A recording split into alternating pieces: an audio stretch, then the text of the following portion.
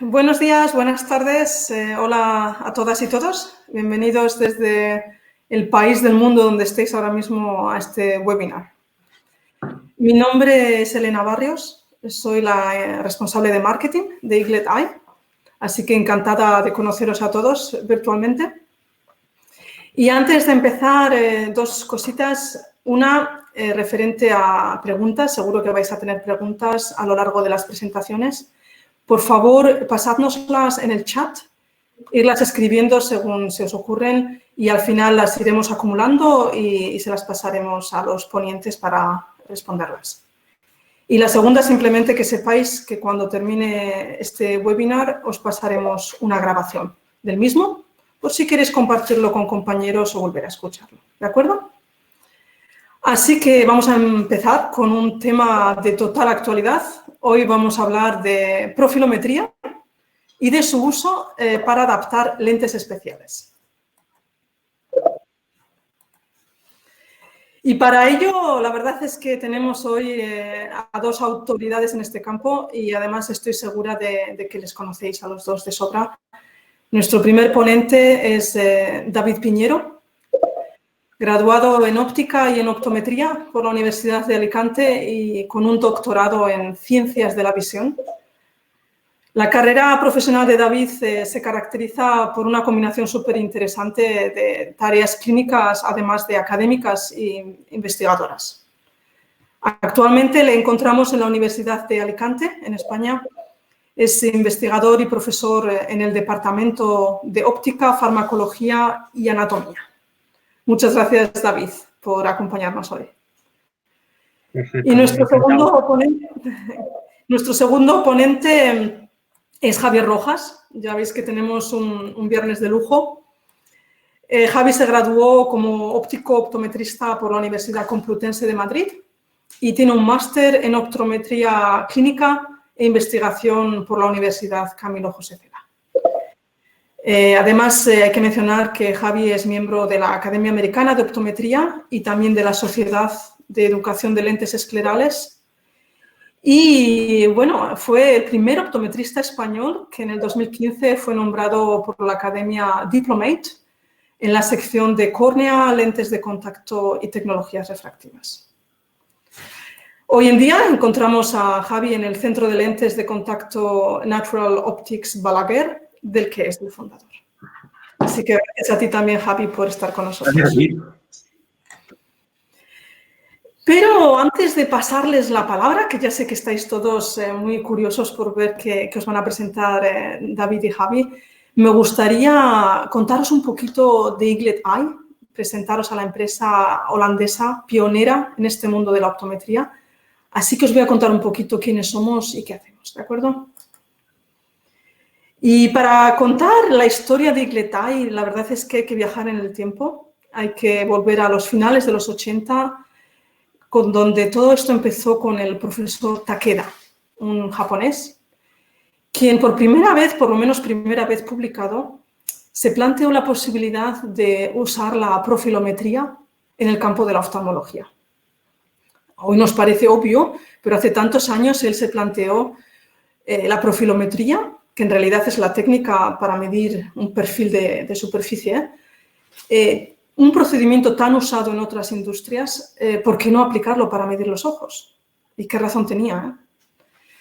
Pero no fue hasta muchos años más tarde cuando un holandés, el doctor Frans Jongsma, fue el que, basado en esta teoría del profesor Takeda, en realidad desarrolló el primer prototipo de profilómetro ocular, que es, a fin de cuentas, el antecesor de nuestro dispositivo, el ESP.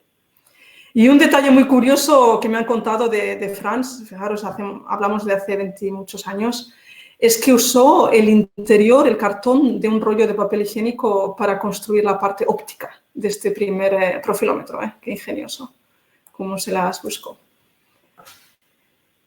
Pero no fue hasta el 2010 cuando dos holandeses, Arnold, que es el actual CEO de Eaglet Eye, que hoy nos acompaña en este webinar, y Hans, fueron los dos holandeses que se hicieron con la idea y con las patentes y fundaron Eaglet Eye. O sea, en realidad ellos son los responsables de que el ESP esté transformando este mundo de las lentes de contacto. Y desde el principio, Eaglet Eye, hay una cosa que hemos tenido muy clara. Solo vamos a ser capaces de crear el mejor profilómetro si trabajamos juntos con los profesionales de este campo. La optometría es una ciencia muy compleja, no os lo voy a contar a vosotros, y es realmente necesario combinar no solo la ingeniería, sino también la investigación y la ciencia si queremos innovar. Y por eso es que desde el principio hemos contado con muchas publicaciones científicas, incluidas varias de ti, David Piñero, que has publicado, y también de innumerables pósters. Siempre que hay congresos internacionales hay muchos optometristas y científicos de los más diferentes países que vienen con pósteres y los presentan allí. Y una cosa que también hacemos mucho hincapié y que se está observando muy bien en los últimos años es el intercambio de conocimiento, como lo que vamos a hacer hoy aquí. Siempre que nos contactáis con casos clínicos curiosos o complejos, intentamos publicarlos para que vayan a otros optometristas, a otros países, para que este conocimiento circule y se pueda aprender. Y a fin de cuentas, esto es lo que es el ESP, que además, no os he dicho, viene de Eye Surface Profiler. Este dispositivo es el resultado de toda esa ciencia puesta a beneficio de la clínica. Y si tuviera que resumir el beneficio de este dispositivo muy cortitamente, diría que hay dos puntos que son esenciales. Uno es la mayor cobertura. Acordaros que mide no solo la córnea, sino también la esclera. Y el segundo es que es muy sencillo de usar y sencillo de aprender. Entonces, con esta cobertura y esta facilidad de uso, los resultados se reflejan directamente. Es una gran ayuda para ajustar lentes y además, cuanto más complejas sean las lentes, porque están saliendo nuevos diseños continuamente, cuanto más complejas, más nos podemos alegrar de tener una ayuda para la adaptación. ¿Alguien que no está en mute por ahí? Vale, ya está. Gracias. Al haber mejores ajustes, también hacen falta menos readaptaciones y no cabe de duda que esto termina también siendo lentes más cómodas para el paciente y un proceso más rápido, que tampoco hay que subestimarlo. Y así aumentamos la probabilidad de satisfacción del paciente y la probabilidad de que el paciente no deje de usar lentes porque le son molestas. Otra cosa muy importante de mencionar es que Eaglet Eye es la única empresa que está 100% dedicada a estas lentes especiales. En realidad, el ESP se diseñó con este propósito y por eso mismo desde el principio hemos estado trabajando con los fabricantes de lentes y esto ha sido un beneficio increíble. Y un beneficio para las dos partes, porque los laboratorios con los que trabajamos nos lo dicen. El tener esta exactitud de datos, estos mapas, les ha permitido diseñar lentes más innovadoras y, obviamente, al contrario, a nosotros, el trabajar nuestros expertos clínicos con los de los laboratorios ha permitido desarrollar logaritmos muy precisos que están funcionando muy bien. Y muy fundamental, y esto me parece importante decirlo, Eaglet Eye ya tomó la decisión estratégica, digamos, de permanecer como una plataforma abierta. Es decir, trabajamos con todos los fabricantes que quieran trabajar con nosotros y esto, desde luego, significa que tú eres el que tienes la libertad de elegir qué lente quieres usar. Es decir, eliges tú. Nosotros somos neutrales. Por el momento tenemos ya unas 35 lentes en el software, con más de 20 empresas trabajamos. Y nosotros les llamamos algoritmos inteligentes, que lo que hacen no es otra cosa que facilitarte con la elección del diseño de la lente. Y, por supuesto, pues seguimos creciendo. Según estos laboratorios traen más lentes, las incorporamos, seguimos creciendo contigo. Así que, para terminar con la presentación, que no quiere decir que sea el final de nuestro viaje, queda mucho por recorrer. Pero está claro que Eaglet Eye está transformando este mundo de las lentes especiales y vamos a seguir haciéndolo. Queremos, es nuestra visión, que estos mapas detallados, estos datos que consigue el ESP de la córnea y de la esclera, que os apoyen en vuestras decisiones, que os apoyen a elegir diseños de lentes de contacto que vayan bien al ojo. Habréis oído esto del first fit. Es nuestra meta que estos datos y estos mapas os ayuden a tener muchos first fits y a tener clientes muy satisfechos. Así que aquí estamos para ayudaros y haceros crecer vuestras clínicas y ópticas. Por favor, contactarnos si necesitáis más detalles, si tenéis preguntas o si queréis una demostración online. Aquí tenéis los datos que os pasaremos al final. A nosotros nos encantaría conocerte mejor y poder trabajar contigo. Y ya, ahora sí que sí, te paso la palabra a David para que empecéis los dos con estos detalles científicos y clínicos que tanto estamos esperando. Perfecto. Muchísimas gracias. Comparto la pantalla, ¿no? Sí. Ahora voy aquí. A ver si me deja. Ahora. Te he quitado la mía, perdona, igual te estaba molestando yo. No, no te preocupes. Bueno, lo primero, mientras vamos abriendo, lo primero que quería es daros las gracias por contar conmigo y con mi compañero Javi. Es un placer estar aquí. Y bueno, vamos antes, ahora sí, ahora ya lo tenemos, ahora os saldrá ya compartida la pantalla, perfecto. Vale, eso es. Bueno, pues lo primero, para que nosotros podamos entender cómo manejar en el tema de las lentes de contacto, como ha comentado mi compañera, podamos tener ese conocimiento, lo primero y una de las cosas que yo creo que es importante es que aprendamos a interpretar la topografía corneoescleral, puesto que a pesar de que muchos de los conceptos nos pueden resultar bastante familiares, hay cosas y conceptos que son nuevos y tenemos que aprender a entender a la perfección. Lo primero, os comento que este va a ser el índice que vamos a seguir en mi parte. Simplemente, después de una breve introducción, hablaremos de las características anatómicas y geométricas del limbo y superficie escleroconjuntival. Os comentaré las principales características técnicas de la tecnología ESP y emplearemos o enseñaremos a interpretar los datos y mapas que proporciona este sistema. Así de enseñaros distintos casos clínicos, entre ellos de lente de contacto, aunque esto, digamos, se centrará más Javier luego, para que entendamos la aplicación clínica que puede tener esta tecnología. ¿De acuerdo? Bien, vamos a la introducción. Lo primero que os quería comentar es que sabemos que la superficie ocular no solamente está constituida por la superficie corneal, sino también vamos a tener la superficie conjuntival expuesta, ¿vale? Así como los bordes de los párpados, que en conjunto van a formar una estructura que es crucial y con la que va a interaccionar la lente de contacto, que además tiene una modificación y es que progresivamente desde que vamos del centro a la periferia de la córnea se va produciendo un cambio de curvatura muy marcado que va hacia la aplanación o hacia el aplanamiento. La topografía corneal es lo que habéis utilizado hasta la fecha, pero acordaros que la topografía corneal solo nos permite caracterizar la curvatura de la zona, ni siquiera llega hasta el limbo, es decir, de la zona más central de la córnea. Es cierto que nos proporciona mapas topográficos bastante válidos, pero no nos da la información de toda la superficie ocular. Y acordaros que normalmente se trabaja en topografía corneal con tres conceptos que quiero que entendáis, que algunos de ellos podrán ser utilizados en el ámbito de la topografía escleral, pero otros no. Uno de ellos es el concepto de elevación. En este caso, volveremos a utilizar ese concepto en la topografía escleral.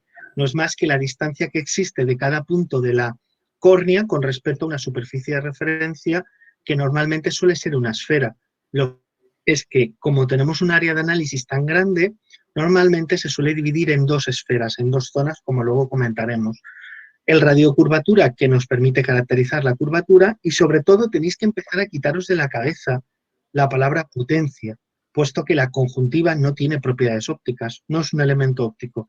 Tenéis que acostumbrar a hablar de alturas, geometrías, radios y olvidaros, pero principalmente de alturas.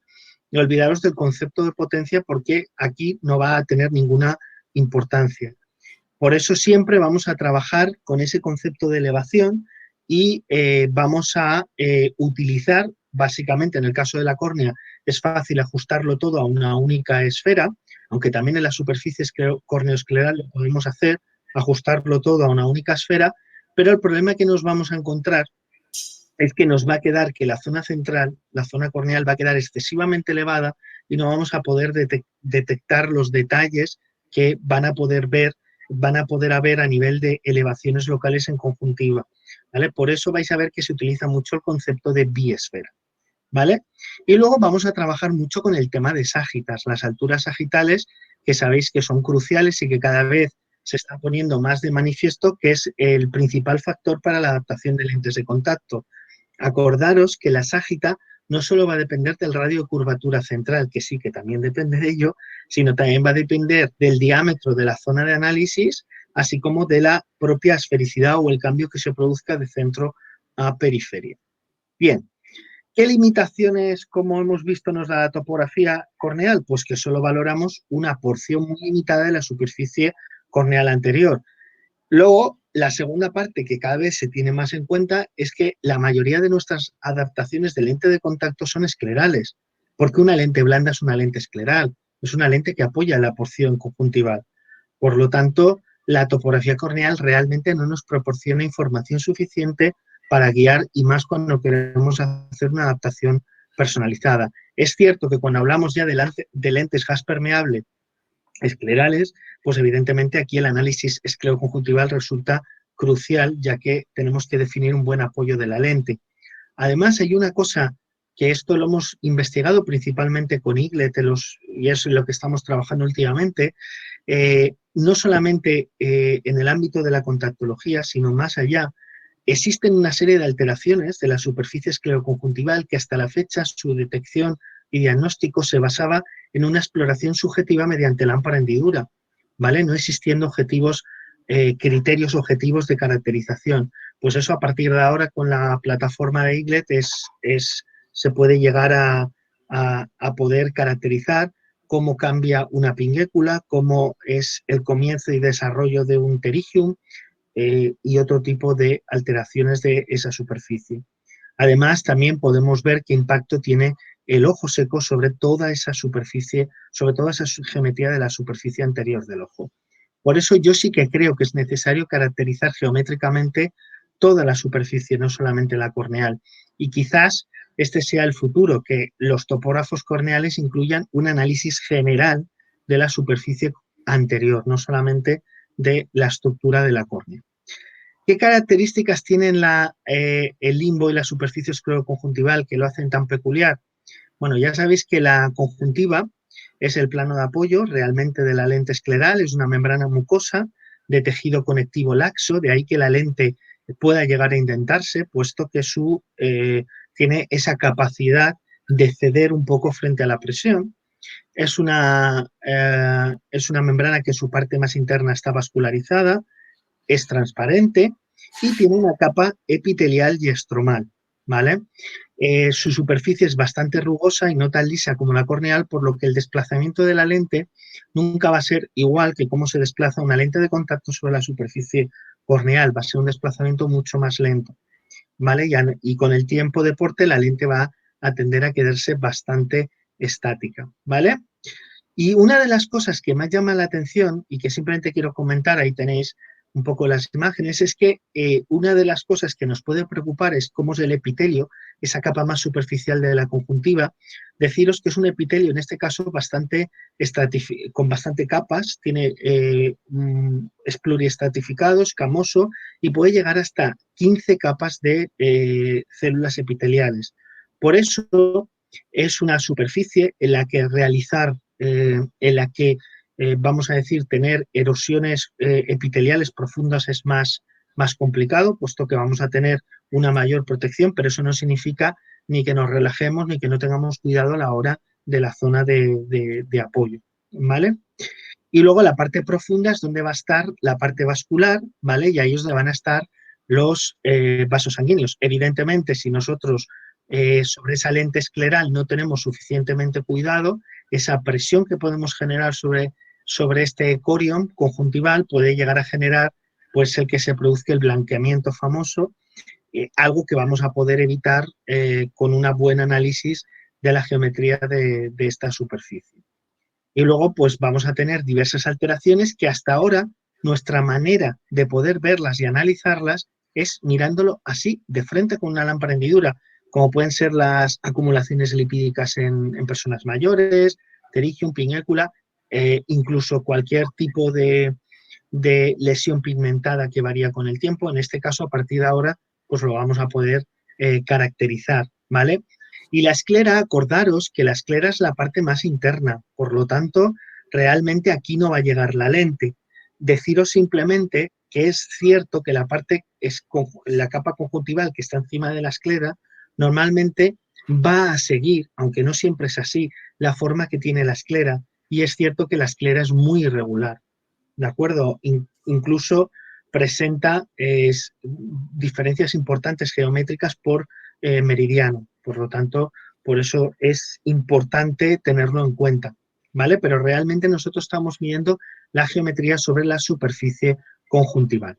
Y luego ya, antes de pasar ya a hablar de la tecnología, es una cosa que me interesa que tengáis en cuenta es la relevancia que tiene la anatomía del limbo.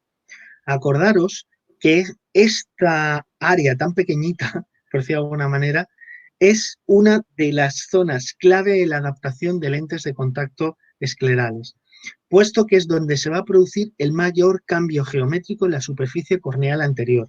Acordaros que en esta zona, que aproximadamente tiene 1,5 milímetros de ancho, vais a ver que se producen cambios de curvatura que pueden llegar a ser de hasta 6 y 7 milímetros de radio, con lo cual es una burrada. Además, en estas zonas donde se produce también un cambio de un epitelio mucho más grueso a un epitelio mucho más fino en 5 capas.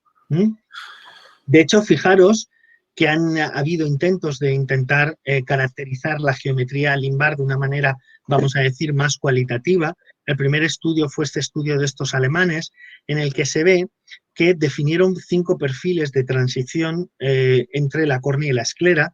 Como podéis ver, el perfil variaba desde una transición gradual corneoescleral con porción escleral convexa a transiciones marcadas o incluso a un cambio de córnea convexa a esclera cóncava, que sería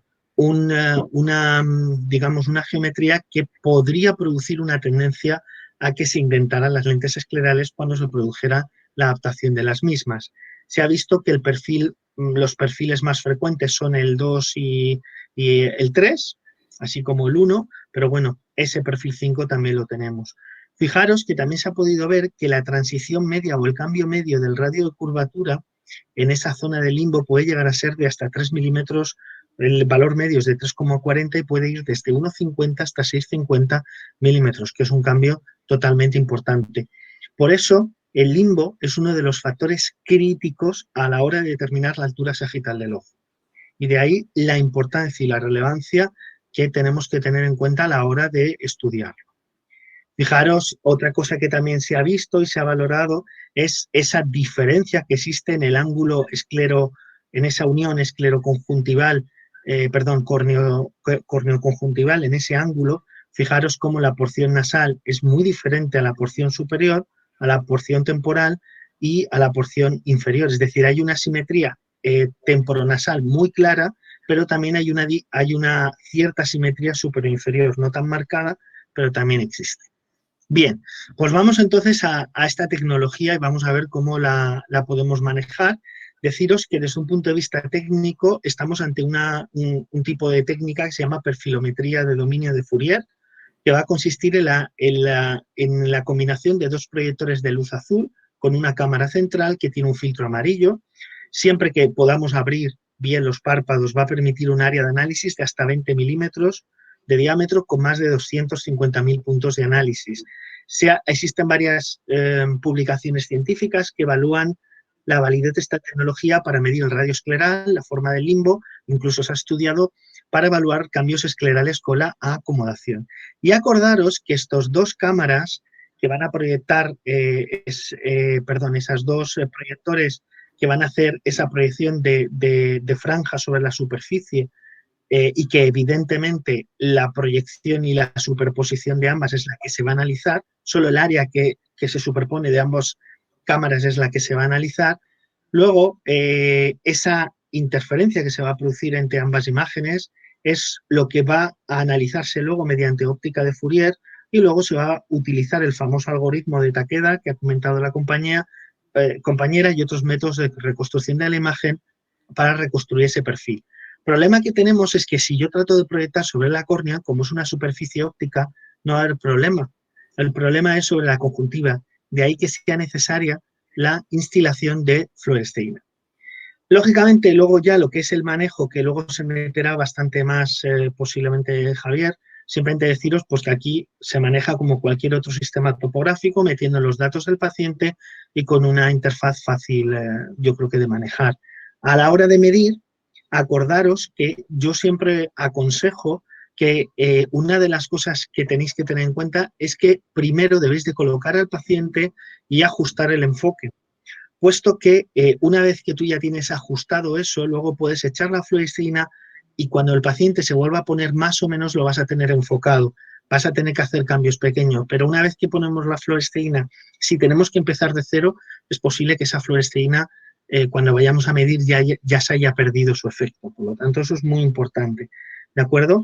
Y es importante que humedezcáis esa tira de fluoresceína con un poquito de lubricante, para que al ponerlo en el ojo vayamos a tener un buen tinte homogéneo de toda la superficie conjuntival, ¿vale? Como veis, normalmente colocamos en porción, ahí tenéis inferior y superior, y procedemos simplemente a la medida, que no es más que alinear esta cruz roja con esos puntitos y alinear en vertical estas dos imágenes, ¿vale? Entonces produciremos siempre que hayamos antes abierto lo suficientemente grande los párpados como para poder hacer la toma de la imagen. Perfecto. Entonces, una vez, bueno, te va a sacar una serie de índices de calidad para guiarte, ¿vale? Sobre cómo es la calidad de esa imagen que hemos obtenido. Y a partir de ahí vamos a la parte que me interesa, que es cómo interpretar los datos que nos proporciona, los mapas que nos proporciona. Bien, aquí vamos. Acordaros que aquí se va a seguir utilizando el concepto de altura o elevación, ¿vale? Porque ese concepto es válido al igual que era válido en la topografía corneal. Lo que pasa es que, como os he dicho, aquí en muchos casos se va a utilizar una doble esfera, ¿vale? Para conseguir poder detectar en los mapas los detalles de una manera mucho más real, tanto lo que es en la zona conjuntival como la zona corneal, puesto que las diferencias de elevación son bastante grandes. Luego va a estar el radio de curvatura y, lógicamente, para acabar, una de las cosas que importa bastante y que puede ser bastante útil incluso para adaptación de lentes de contacto es el estudio de los cambios de pendiente en la superficie corneoescleral. Para eso se puede utilizar el concepto de ángulo tangente al punto de análisis. Por eso vais a ver que sacará un mapa de ángulos tangentes, es decir, punto a punto, vamos a ver cuál es el cambio de pendiente que hay en ese punto. De manera que en las zonas donde haya una mayor depresión, una mayor elevación, de una manera muy, muy rápida, vais a ver que esos ángulos tangentes son mucho mayores y vais a ver en el mapa que se encuentran más rojos. Por lo tanto, adaptar la lente, cuidado con esos cuadrantes, puesto que hay un cambio de elevación muy grande en muy poco espacio de tiempo. Y por lo tanto va a ser más difícil a la hora de posiblemente ajustar la lente. Bueno, estos son todos los parámetros que proporciona el sistema, son muchos parámetros, ¿vale? Voy a intentar de una manera sencilla daros alguna idea de algunos de ellos, ¿vale? Para que los tengáis en cuenta. Uno de ellos es darnos un mapa de elevación total con una única esfera. En este caso, lo que os he comentado un poquito es esa sensación que tenemos de que se ve un mapa muy rojo en el centro, puesto que la córnea está muy elevada, ¿vale? Evidentemente, pero claro, no me permite ver en detalles, aunque en este caso vemos claramente que hay un astigmatismo en la zona escleral, porque este meridiano es mucho más plano que el que va a ser este, pero de todas formas necesitaríamos quizás pues analizar con doble esfera, una para la zona corneal y otra para la zona escleral, y poder analizar más en detalle, ¿vale? De ahí es donde, bueno, luego lo podéis ver también en 3D, si queréis. Aquí tenéis un ejemplo, pues, de lo otro que os estoy comentando, hacer un mapa biesfera. En este caso vais a tener un mapa de elevación para la zona corneal y otro para la zona escleroconjuntival, que nos va a permitir ver pues la diferencia en cuanto a detalles. Podéis ver que en este caso pues hay una zona mucho más deprimida, un meridiano mucho más deprimido que el otro. Es cierto que esta zona está mucho más distribuido esa depresión que en esta, ¿vale? Y bueno, aquí lo tenéis en 3D para poder verlo también y analizarlo. Pero acordaros una cosa que suele equivocar mucho a la gente, esta zona de separación entre las dos esferas, como veis aquí, eso no es el limbo, ¿vale? Eso que quede claro, es el punto de corte de ambas esferas. El limbo lo va a determinar el mapa de ángulos tangentes, que es donde se produce, realmente vais a ver que es donde se produce el gran cambio, porque el limbo es la zona de mayor cambio, como hemos dicho, de pendiente. Pues aquí se ve claramente. En este caso veis cómo el cambio de pendiente es mucho más marcado en esta zona nasal que en esta temporal, excepto para diámetros más grandes, ¿vale? Bien, además de todo eso, este sistema también proporciona mapas topográficos corneales como los que estáis acostumbrados a manejar, ¿vale? Es decir, seguimos teniendo mapa axial, tangencial, el de elevación y el de potencia. Por lo tanto, no os preocupéis por ello, porque estos mapas también los da. Eso sí, de la superficie corneal anterior. Una cosa que me preguntan es si los datos que proporcionas son equiparables a los de cualquier otro sistema topográfico, ¿vale? No sé si me vais a hacer esa pregunta, pero me imagino que sí, ¿vale? Nosotros lo estamos estudiando y efectivamente, la única diferencia están en los valores queratométricos, pero bueno, eso ya lo han modificado, puesto que inicialmente la queratometría que proporcionaba el sistema la proporcionaba para un área de análisis más grande, no para el área tan pequeñita que suele darle a los topógrafos corneales, que suele ir de 2,5 a 3. Actualmente esto lo han mejorado y por lo tanto ya obtenéis valores mucho más equiparables, ¿vale? Y luego tenemos índices corneales básicos. Os van a proporcionar pues las queratometrías simuladas, como os he dicho, el astigmatismo, la excentricidad, y luego vais a tener lo que llaman las best fit sphere interna, de limbo y externa. Y vamos a ver qué es eso. Fijaros, ese tipo de curvas de mejor ajuste, fijaros que la curva de mejor ajuste, lo que llama interna, va a intentar buscar el ajuste lo más exacto posible a los datos de la porción más anterior de la superficie corneal, ¿vale? La que se ajusta a la córnea. Mientras que la que llaman outer va a ser la que se ajusta más a la superficie escleroconjuntival. Y tú dirás, bueno, pero estas dos, como una es mucho más plana que la otra, se van a cruzar en un punto. Vale, por los dos puntos de cruce van a determinar una zona que van a llamar zona limbar, ¿vale? Y ahí se va a buscar otra curva de ajuste. Por lo tanto, vamos a tener tres curvas de ajuste. La de la zona limbar, la de la zona, vamos a llamar interna o corneal, y externa. Y a partir de ahí, el aparato, como vais a ver, también os va a proporcionar los famosos cálculos de Sagitas, ¿vale? Una cosa que tenéis aquí, que podéis ver, es que os va a proporcionar el cálculo de Sagita para cualquier cuerda, 14, 15, 16, 17, siempre que hayamos cubierto ese área de análisis, ¿vale? Fijaros que os va a proporcionar una sagital total, os va a proporcionar la máxima, la mínima, una temporal, una nasal, e incluso hace una diferencia de sagita temporal y nasal, además de darte la mínima y la máxima, ¿vale? A su vez te da un diámetro corneal, un radio corneal medio y un radio escleral medio, pero bueno, son parámetros promedio, por lo tanto, acordaros de que esto es bastante genérico, ¿vale? No es que te esté dando un valor exacto de la medida de curvatura. Podéis ver además una cosa que me llama mucho la atención, a la gente le cuesta entender el concepto de que exista una ságita nasal y una ságita temporal, ¿vale? Yo os recuerdo que la superficie, lo que es el globo ocular, no es una superficie rotacionalmente simétrica. Tenemos la sensación de que todo está en un mismo plano y eso no es así. Como hemos mostrado, esta zona está más caída que esta. Por lo tanto, cuando nos apartamos de la zona apical hacia un lateral y hacia otro, los valores de sagita no son iguales. Cuanto más iguales sean, más simétrica sería esa estructura, que eso es lo ideal. ¿De acuerdo? Y eso es lo que deberíamos de tener en un ojo súper mega perfecto, pero eso vais a ver que no es así. Y además, lo que hemos podido comprobar en un estudio recientemente es que esas diferencias justamente son mayores en el grupo de pacientes con queratocono. Ya para terminar, vamos a ver algunos casos rápidamente.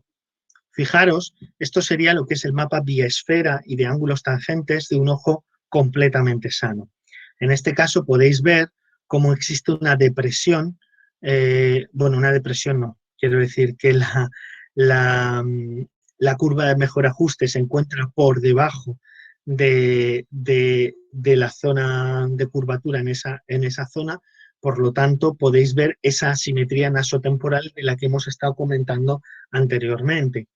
Luego podéis ver que los ángulos tangentes, en este caso, también en esa zona temporal, veis que hay una mayor cantidad de cambio de pendiente. Por lo tanto, eso va a indicar que en un espacio muy corto de tiempo, en una zona muy corta de tiempo, se va a producir un cambio de ságita muy grande. Por lo tanto, cuidado al incrementar el diámetro de la lente, puesto que también se incrementa la simetría. Y por lo tanto, eso también nos podría producir el que necesitemos un ajuste, una lente más específica. Bien, fijaros que en el ojo sano os doy algunos valores medios que hemos publicado, como cuál es el valor medio y el rango en pacientes normales de la curva de mejor ajuste interna, de la curva de mejor ajuste limbar y de la curva de mejor ajuste externa. Podéis ver la variabilidad que existe, pero es cierto que la zona limbar se mueve por unos valores de curvatura mucho mayores.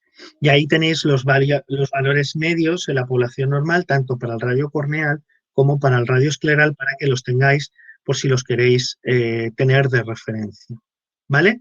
Y acordaros de una cosa muy importante, y es que además de existir esa asimetría temporonasal que es clara, hay una simetría superinferior con un cambio dependiente específicamente a nivel limbar entre la zona inferior y superior, que también tenemos que tener en cuenta, y esa simetría temporal nasal. Fijaros que este paciente normal os lo muestra claramente, cómo a medida que nosotros incrementamos el diámetro de análisis, esa simetría nasotemporal es muchísimo mayor. ¿Vale? Por lo tanto, cuidado, porque a veces nos vamos a diámetros muy grandes en las adaptaciones pensando que va a ser mejor, ¿vale? Va a ser mejor, pero la simetría va a ser mayor. Por lo tanto, quizás en ese caso vas a tener que recurrir a un diseño mucho más personalizado para poder ajustar la lente. ¿Vale? Muy bien. Este es un ojo con un astigmatismo de 3,5 dioptrías.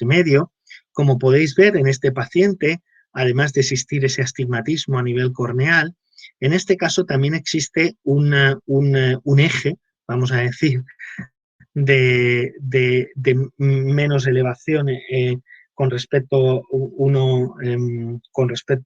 al otro, pero si os fijáis, esos ejes de mayor y de menor elevación no coinciden, los que hay en el plano corneal con los que hay en el plano corneoescleral. Y eso es una cosa que os quiero comentar.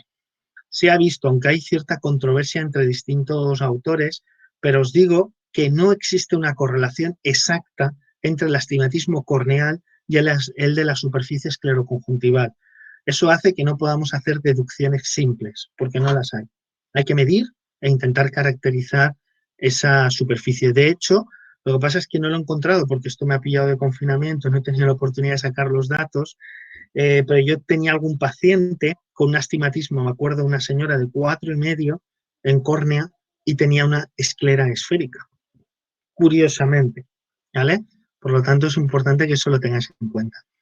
En cuanto al queratocono, deciros que hay un valor significativamente inferior del ángulo tangente limbar en la zona inferior, hay mayores alturas sagitales temporales y máximas para distintos tipos de cuerda y una mayor asimetría nasotemporal, como hemos estado comentando.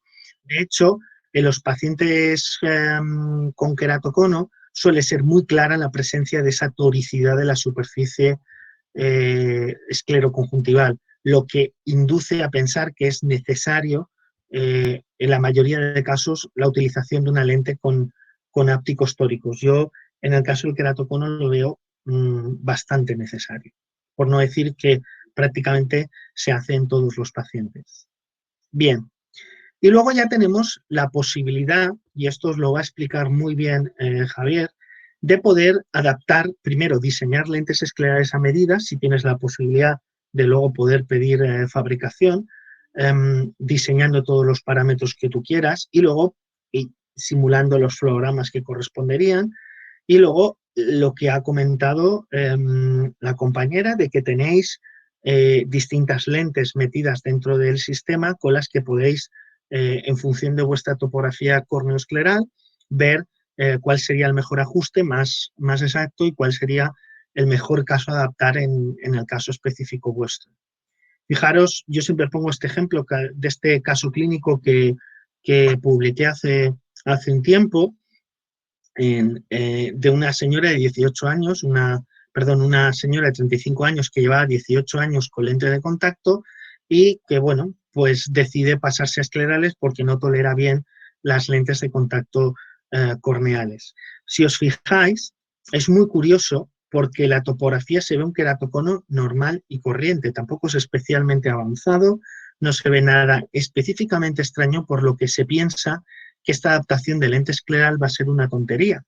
En este caso adaptamos un diseño específico de una lente escleral y lo que confirma, lo que observamos es que la lente cae, no estabiliza bien y no proporciona una buena corrección del cilindro, puesto que la lente era peritórica, pero no terminaba de conseguir, vamos a decir, la adaptación que nosotros teníamos. Tras varios cambios de incrementar la toricidad, nos dimos cuenta que en el ojo izquierdo conseguíamos un buen resultado, pero en el derecho no había manera. Pues fijaros que en ese derecho encontramos finalmente que había una diferencia nasotemporal de hasta 470 micras, a pesar de ser la córnea muy similar a la del ojo izquierdo. Por eso la lente del ojo izquierdo la conseguíamos estabilizar, mientras que la del derecho no. De hecho, pues con estos datos hablamos con el fabricante e intentamos que nos fabricara o seleccionara aquella lente con el paso en cuanto a peritoricidad más similar a este que nosotros estábamos pidiendo. Finalmente, como podéis ver, conseguimos un buen volt más o menos simétrico, más o menos, conseguimos un buen resultado y una agudeza visual de unidad en ambos ojos, y a día de hoy ya lleva 2 años con la lente y mantiene un resultado excelente.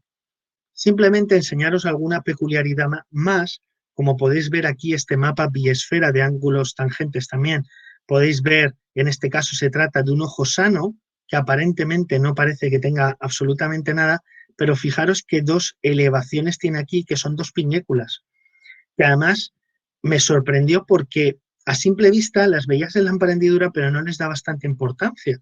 Y fue al hacer la topografía escleral cuando me di cuenta pues, que eran bastante marcadas.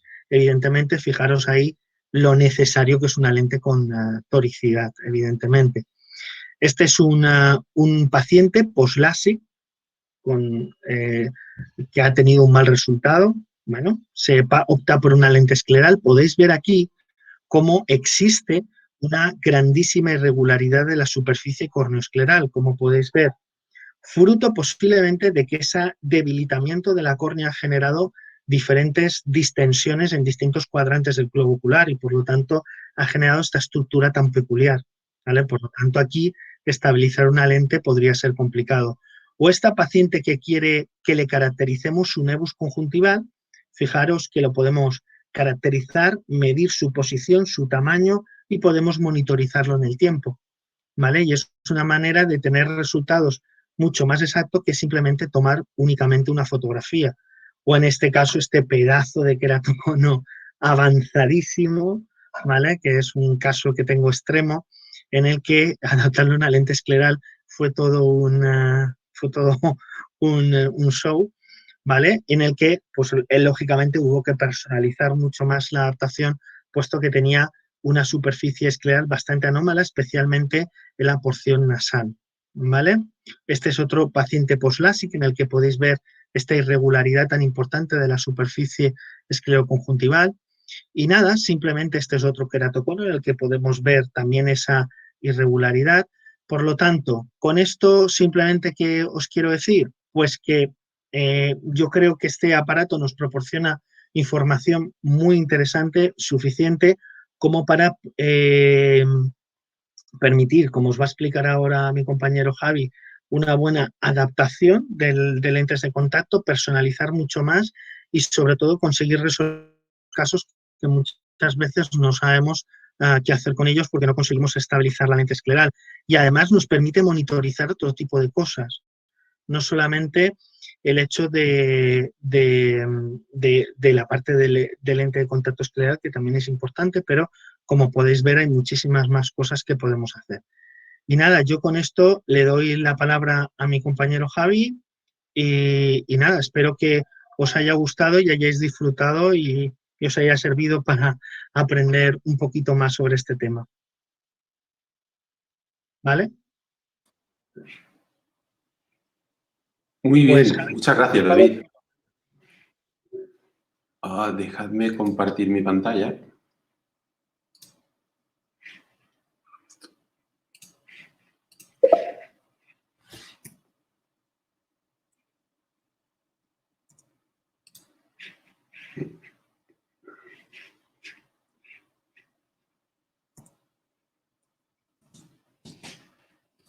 Un momento.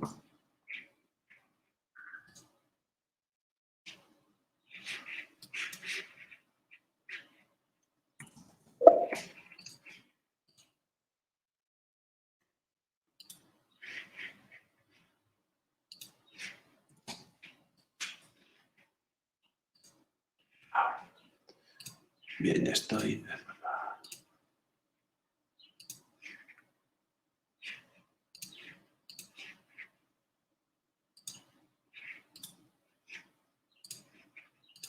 Ok.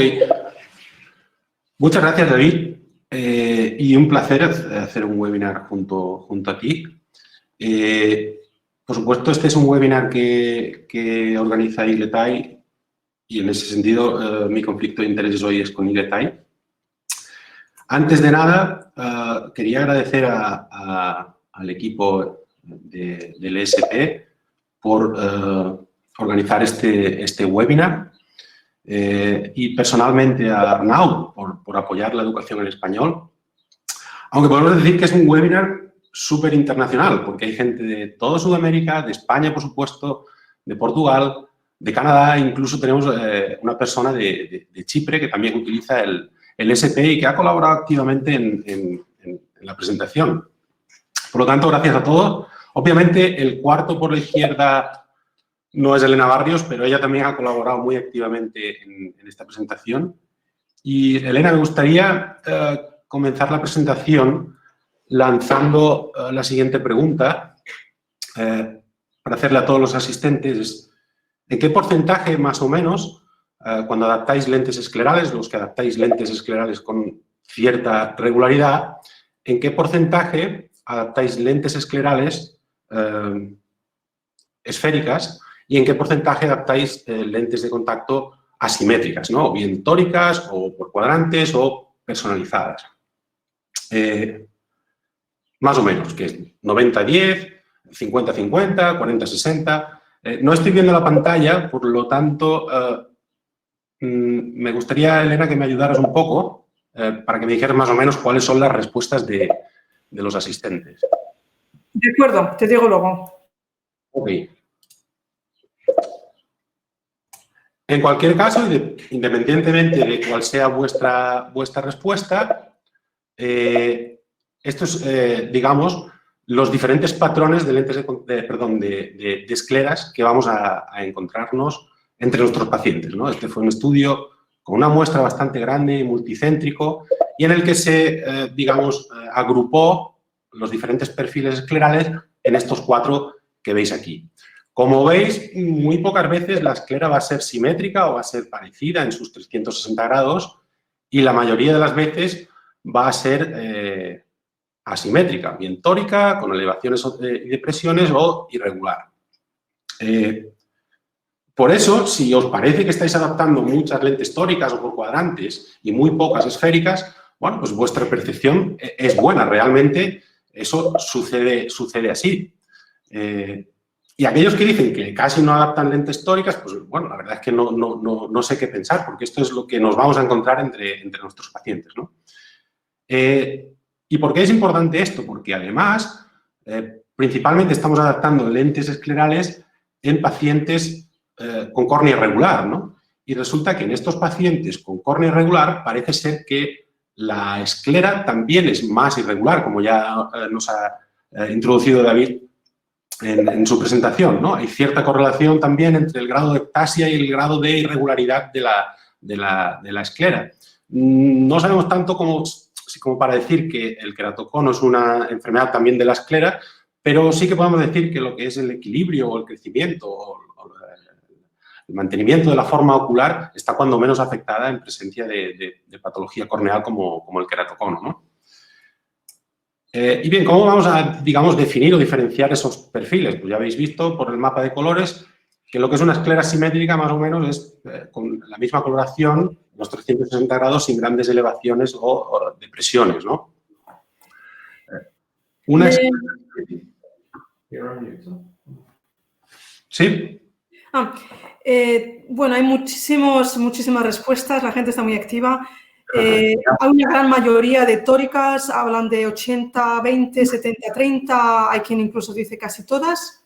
Bien. Y luego ha habido un caso por ahí que decía que más simétricas. Ha habido casos que decían más esféricas, pero en general entre 10 y 30% máximo serían las esféricas y entre el 70 e incluso 90 serían las asimétricas tóricas. Bien. Genial, mi número sería 90-95 tóricas o por cuadrantes Sí. Y muy pocas esféricas o simétricas, ¿no? De hecho, no me acuerdo la última vez que puse, creo que fue hace 3 años. Y sobre todo desde que tenemos cada vez más lentes tóricas y por cuadrantes, pues evidentemente vamos a ir cada vez adaptando menos esféricas, porque realmente lo que vamos a encontrarnos es lo que tenéis en vuestra pantalla, ¿no? Bien, y continúo. Lo que es una esclera tórica regular, pues es eso, una altura sagital muy definida y diferente al meridiano opuesto.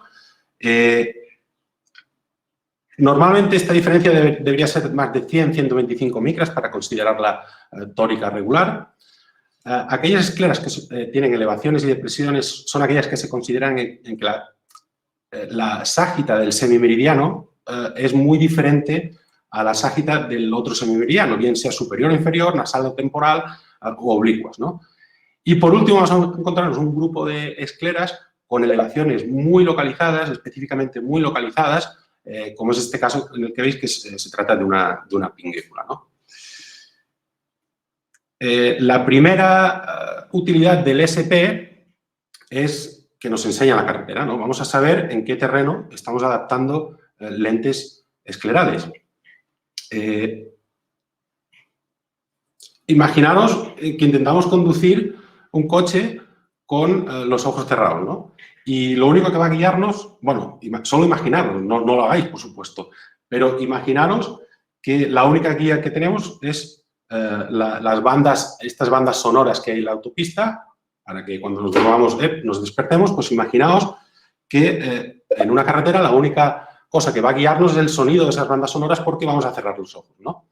Bien, seguramente cuando la carretera es recta no vamos a tener mucho problema, pero cuando vienen curvas, pues nuestra condición va a ser errática.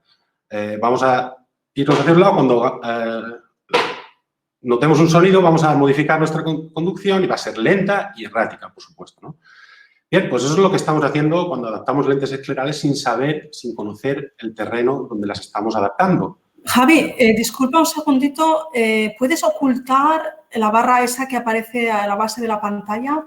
Que me están comentando. Ah. Cuando la oculto... Ah. Ahora, espera, ahora parece que no sale, ¿no?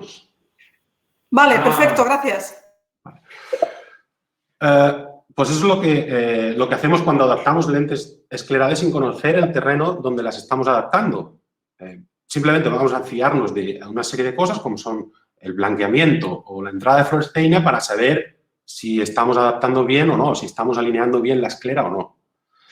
Bien, debemos también saber interpretar la información que nos da el ESP a la hora de adaptar, ¿no? Y, bueno, en principio, cuando no encontremos diferencias significativas entre ságittas en los 360 grados de la esclera, perdón, pues vamos a adaptar una óptica simétrica. Pero ya hemos visto que eso solo va a pasar aproximadamente en un 5 o 10% de los casos, como mucho. Cuando tengamos diferencias de toricidad entre un meridiano y otro superiores a 100-125 micras, ya estaríamos hablando de que podríamos o deberíamos utilizar un diseño tórico. Y siempre y cuando la diferencia entre ságita, entre el semimeridiano nasal y temporal o superior e inferior, no sea mayor de 300 micras. Cuando eso pasa, cuando las diferencias entre meridiano superior e inferior son mayores de 300 y algunos hablan hasta de 400, ya va a ser más que necesario utilizar una lente por cuadrantes, ¿no? Y cuando encontremos elevaciones muy localizadas, va a ser necesario, independientemente de que la esclera sea tórica, con elevaciones de depresiones, pero vamos a necesitar otra serie de elementos para personalizar aún más esa adaptación, ¿no? ¿Y qué es lo que os propongo hoy? Pues voy a proponer 3 casos. El primero de ellos es simplemente para mostraros cómo funciona y cómo utilizo yo el ESP.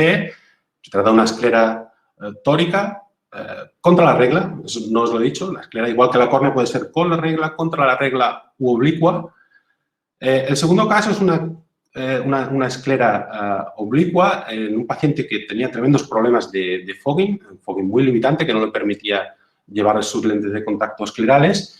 Y por último os voy a describir cómo diseño una adaptación personalizada para un caso en el que la pinguécula era un obstáculo, ¿no? Estamos la mayoría en países muy soleados y las pinguéculas, por lo tanto, son bastante frecuentes.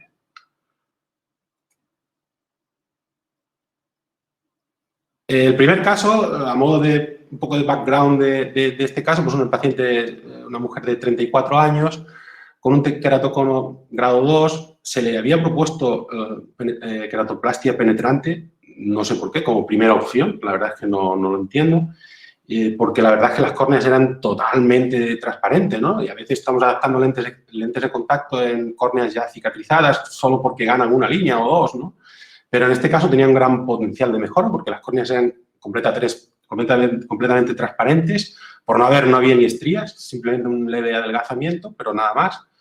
Y sí que la paciente era un poco reacia porque había probado lentillas blandas hacía varios años y no las había tolerado muy bien por temas de incomodidad, ¿no? Esta es la topografía corneal. La verdad es que no era útil porque la adaptación que planteamos ya directamente era una adaptación de lentes esclerales. Si las lentes de contacto hidrofílicas ya le parecían incómodas, suponíamos que la gas permeable pues también. Entonces fuimos directamente a por una lente escleral. No es de mucha información la topografía corneal para adaptar una lente escleral. Y entonces, pues, bueno, tomamos los mapas de topografía escleral. Ya por el mapa de colores podéis intuir que es una esclera tórica. Y si nos vamos a estudiar los datos, pues efectivamente hay una diferencia entre ságita mínima y máxima de 125 micras, mayor de 125 micras, perdón, 170 para el ojo derecho y 230 para el ojo izquierdo. Y las diferencias entre ságitas de los dos semimeridianos están por debajo de 300. Aquí os he cogido el meridiano horizontal o oblicuo y en el otro ojo os he cogido el meridiano vertical. En los dos casos las diferencias entre ságitas de los dos semimeridianos son muy bajas. Por lo tanto, decidimos adaptar una lente tórica. Y, bueno, me voy a centrar un poco en el ojo izquierdo.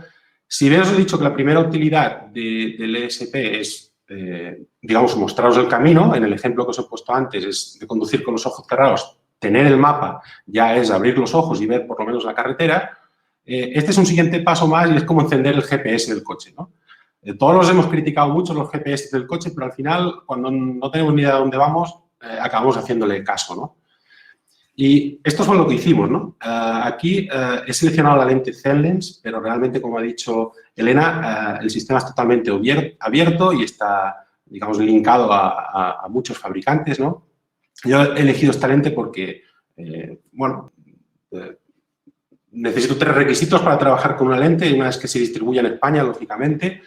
La segunda es que yo integre y tenga el dominio de esa lente, que entienda bien el funcionamiento de esa lente. Y, por último, que esté incluida en el SP, ¿no? Y por eso en las adaptaciones que os voy a proponer hoy utilicé esta lente.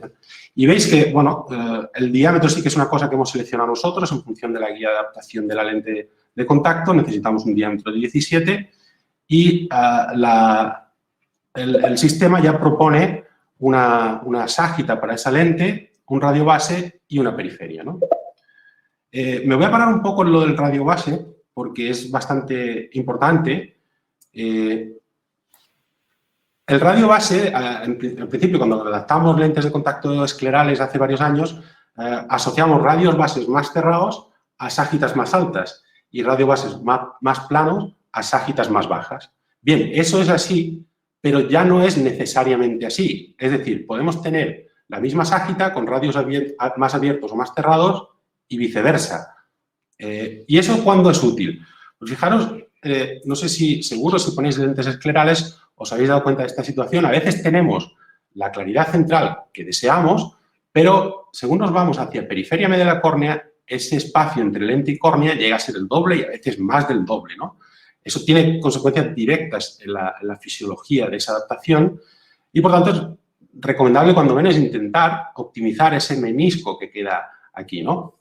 Y en este caso, pues lo que podríamos hacer es, manteniendo la misma altura sagital de la lente, cerrar el radio base para conseguir un menisco más uniforme, ¿no? ¿Y qué va a hacer el SP por nosotros? Pues bueno, esta sería la situación en la que tenemos una lente demasiado cerrada, ¿no? Quizá con una claridad central óptima, pero con una claridad en periferia media justa. Y seguramente, además de eso, vamos a tener otro problema, que es que aquí se genera un menisco lagrimal muy positivo y va a hacer falta una potencia muy negativa en la lente de contacto. Evidentemente, esa potencia negativa grande va a hacer que la lente de contacto sea más gruesa y también va a tener un impacto en la fisiología porque la transmisibilidad al oxígeno va a verse afectada, ¿no? En el caso contrario, pues lo mismo, con una claridad central que en principio podría ser aceptable, en periferia media tendríamos una claridad excesiva, ¿no? Con un radio muy plano. Se produciría la situación contraria, necesitaríamos una lente muy positiva para compensar este menisco negativo, con el consecuente impacto en la fisiología de la adaptación, ¿no? Lo que va a hacer el SP es analizar esa nube de puntos y proponernos el radio base más óptimo para esa córnea, para esa superficie, ¿no? Bien, ¿y cuál fue el resultado en esta adaptación? Bueno, fijaos, la ságita que nos proponía el SP era 5050, nosotros elegimos 5100, esto en la ságita es un poco cuestión de preferencias.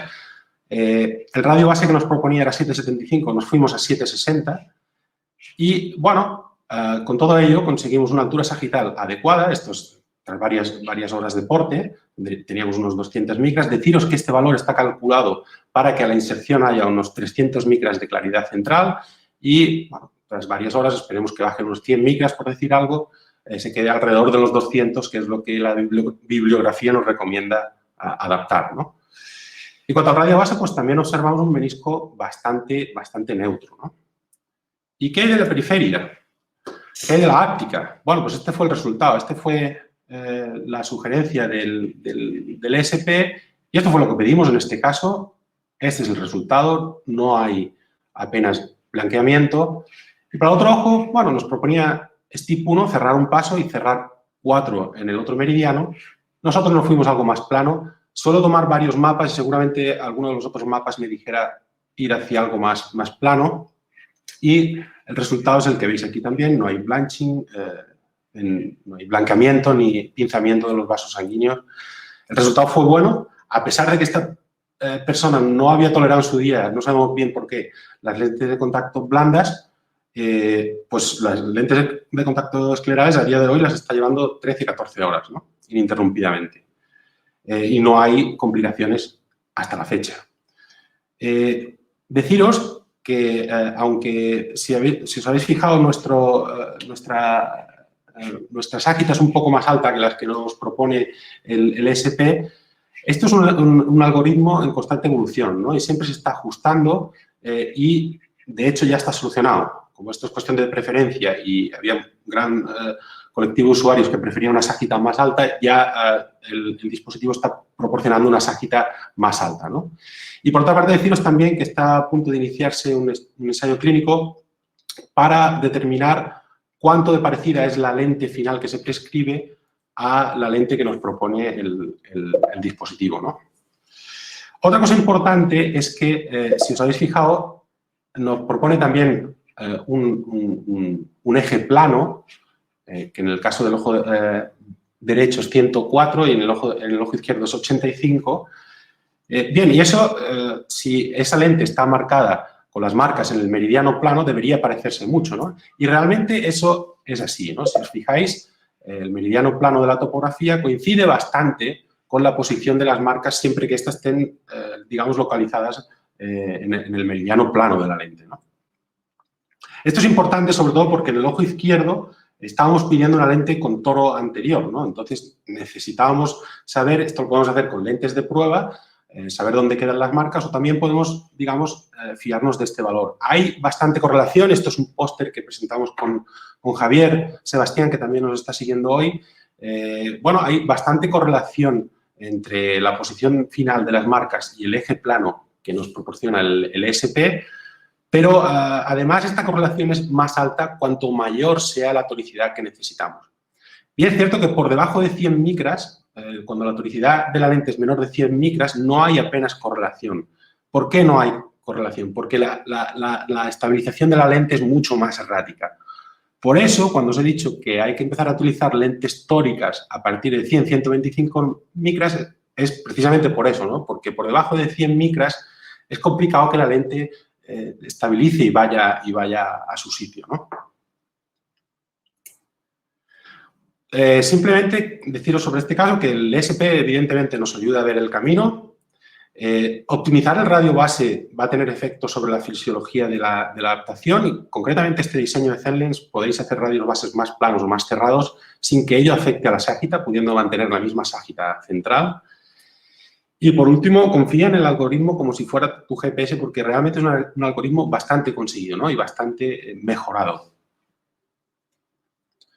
Deciros también que la última actualización de software del ESP ya incorpora una manera de clasificar y deciros qué tipo de lente vais a necesitar en cada caso.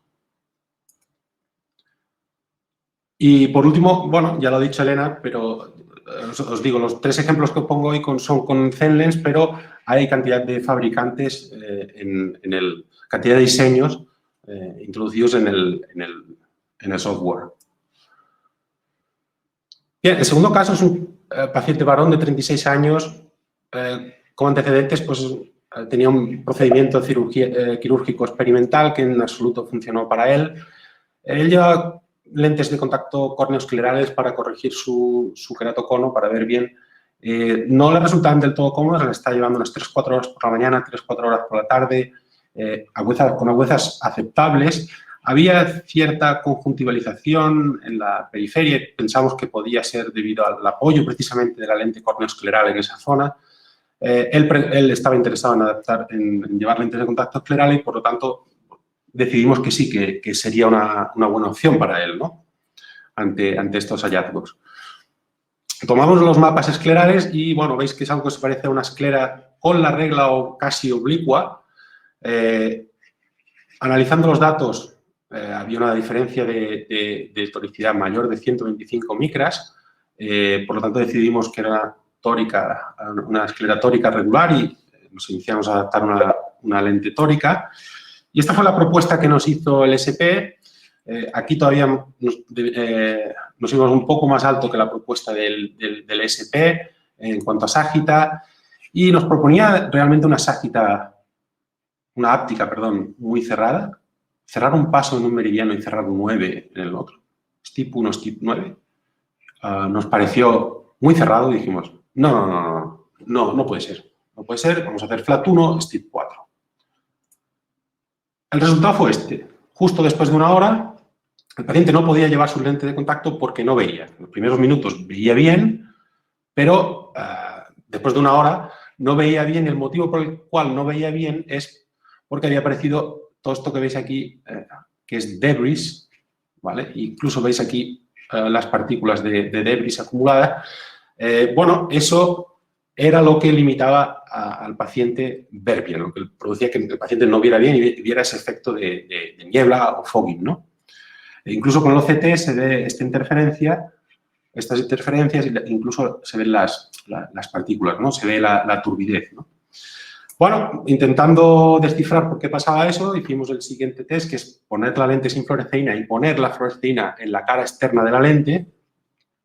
Y justo enseguida de poner la fluoresceína, esa fluoresceína iba dentro de forma muy rápida, ¿no? O sea, había un intercambio lagrimal muy rápido. Bueno, cuando eso pasa, las guías de adaptación nos dicen que hay que ajustar la periferia y disminuir la claridad central. Estábamos en 270 micras, por lo tanto, todavía podíamos permitirnos bajar algo, no mucho, pero eso fue lo que hicimos, ¿no? Y esta fue nuestra apuesta. Bajamos 50 micras, cerramos más un meridiano. Entonces, bueno, vamos a ver qué pasa con esto, pero en absoluto le hicimos caso al SP, ¿no? Entonces, el resultado fue que en lugar de fogging tras una hora, este fogging era limitante a partir de las 2 horas. Pues bueno, hemos ganado una hora, pero la verdad es que no fue muy útil.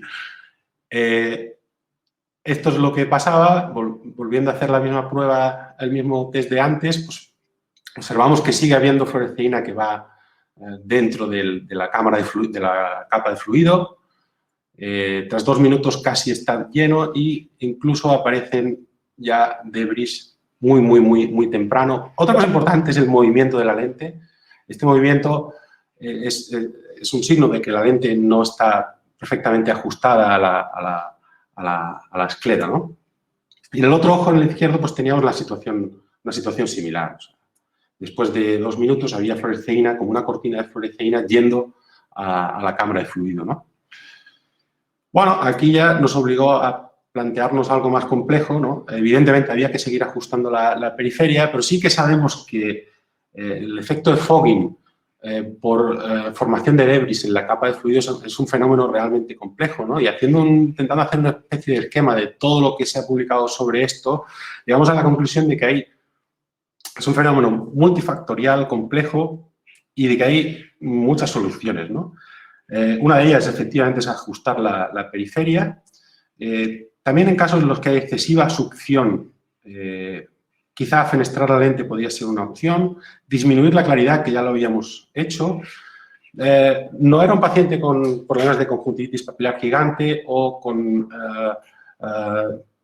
disfunción de glándulas de meiomio significativa. Sí que recientemente se ha descrito esta teoría, que de momento es una teoría, esto habría que validarlo, ¿no?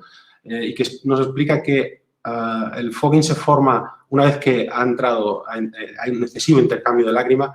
Lo que pasa es que, digamos, resultado de unas diferentes cargas entre la lente y la córnea y las partículas negativamente cargadas, pues se alinean en lo que se llama la zona de exclusión, ¿no? Y, bueno, parece ser que no pueden salir de ahí y quedan atrapadas, ¿no?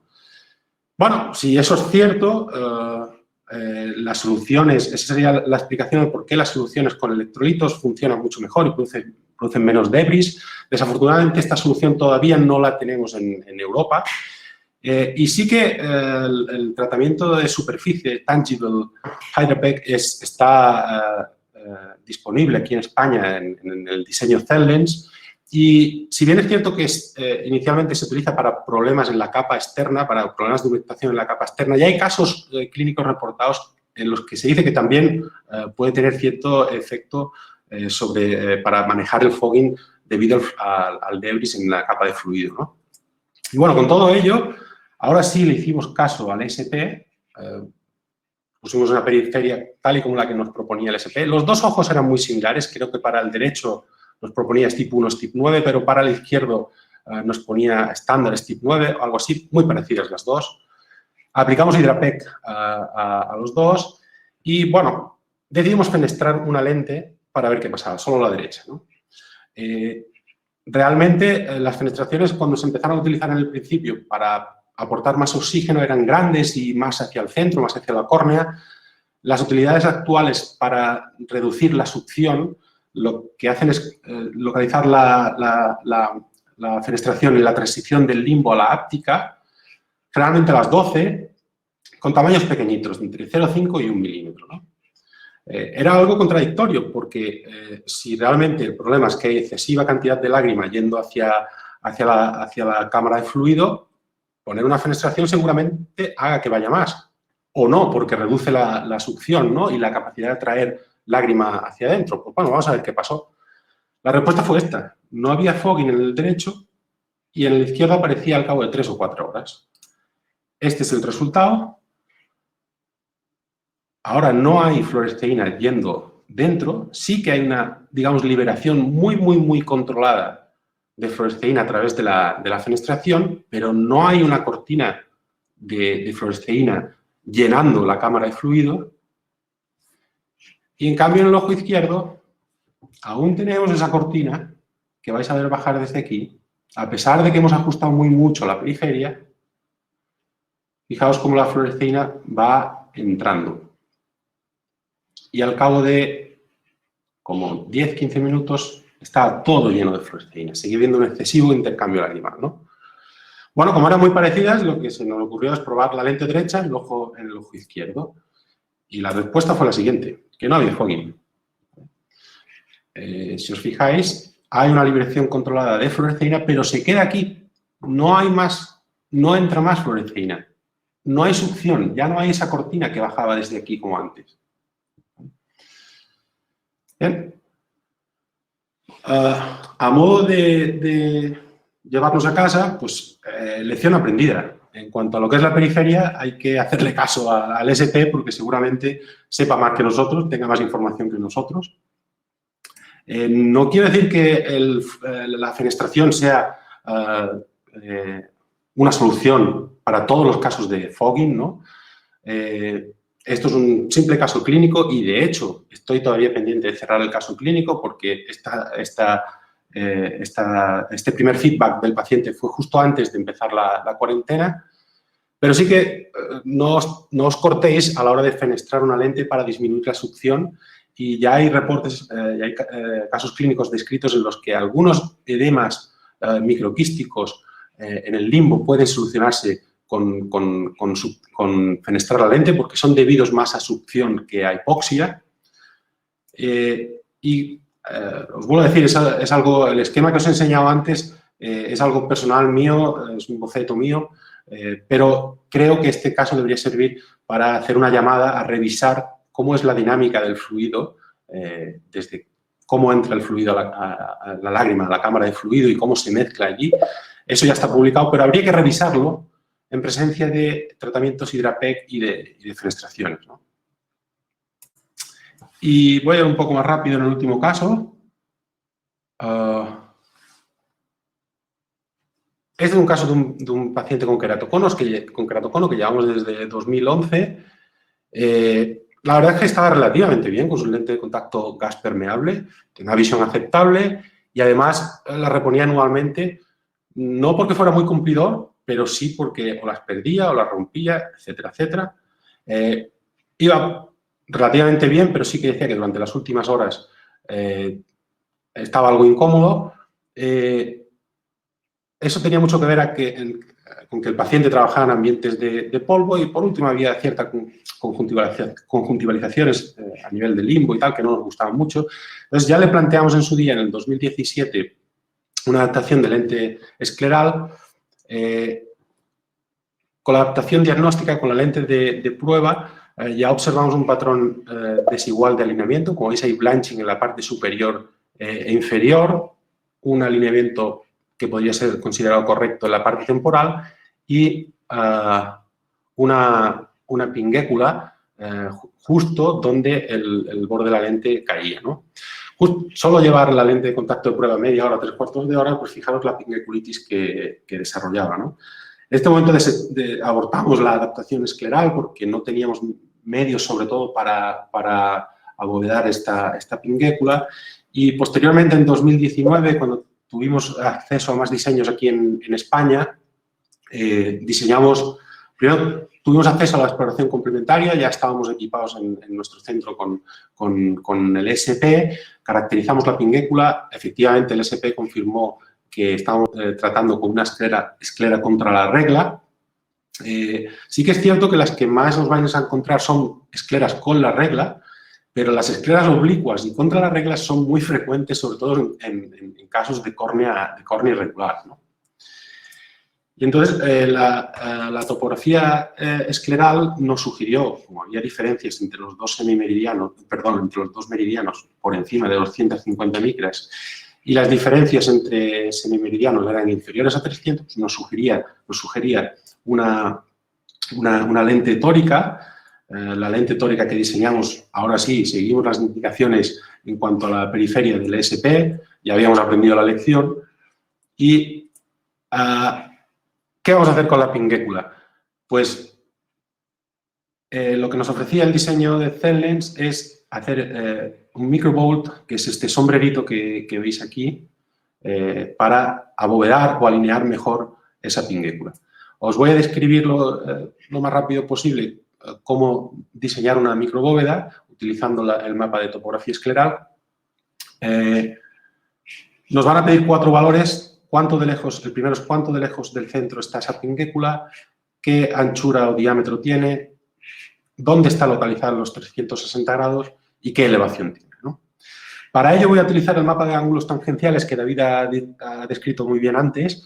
Es un mapa que describe los cambios de angulación y, como veis, define muy bien la pinguécula. Es uno de los casos para los que utilizo este mapa, en lugar del mapa biosférico. Para determinar la posición de la pinguécula desde el centro óptico a su sitio, pues solo hay que poner el cursor encima y aquí tenemos el valor de alejamiento desde el centro, ¿no? Deciros que lo que va a hacer el fabricante es colocar un círculo con centro geométrico de 8 milímetros respecto al centro de la lente. Estábamos utilizando una lente de 16 milímetros, por lo tanto, va a ser un círculo con el centro justo en el borde de la lente, ¿no? Eso puede variar dependiendo de si la distancia no son 8 milímetros o si la lente es más grande o más pequeña, ¿no? Pero justo en este caso coincidía que era justo en el borde de la lente. El segundo valor que van a pedirnos es la anchura o el diámetro de la lente, y eso podemos hacerlo volviendo a colocar el cursor en el extremo inferior y superior de la pinguécula, ¿no? Vemos que hacia arriba marca un valor de 0,52 y hacia abajo 2 milímetros, por lo tanto, vamos a pedir un diámetro o anchura de la pinguécula de 2,50. Por último, vamos a tener que en tercer lugar, vamos a tener que colocar la pinguécula en los 360 grados y para eso podemos utilizar la rejilla del SP o simplemente colocar de nuevo el cursor encima, ¿no? Y nos dice que el centro de la pinguécula está localizado en 185 grados. Y por último, para ver la elevación, lo que voy a hacer es tomar la elevación en el borde, o sea, en la zona adyacente superior e inferior de la pinguécula, voy a establecer una media y le voy a restar el valor de elevación en la zona más alta de la pinguécula, ¿no? Y con todo eso, pues obtuve el valor de elevación de 120 grados y eso fue lo que pedí para este paciente. Esta fue mi apuesta.